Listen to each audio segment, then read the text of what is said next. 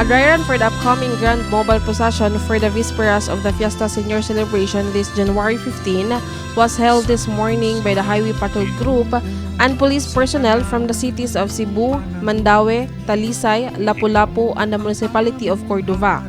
The actual procession on January 15 will start at 6:30 p.m. after the solemn Vísperas Mass. The procession will wrap by 10 churches including Holy Cross Parish in Basac, Santo Tomas de Villanueva Parish in Pardo, St. Joseph the Worker Parish in Tabunok, St. Joseph the Patriarch Parish in Mabolo, National Shrine of St. Joseph in Mandaue, Nuestra Senora Rigla National Shrine in Lapu-Lapu, Mother of Perpetual Help Parish in Babag, and San Roque Parish in Cordova. This will also be the first time that the image of Señor Santo Niño will pass through the Cebu-Cordova Link Expressway.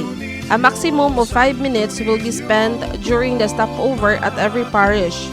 This morning's dry run lasted for around 3 hours, and one of the problems noted was the intermittent network connection in the certain areas.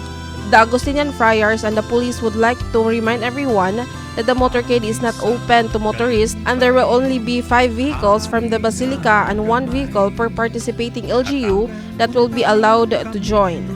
This has been Cheriza Miuy from ITV Cebu.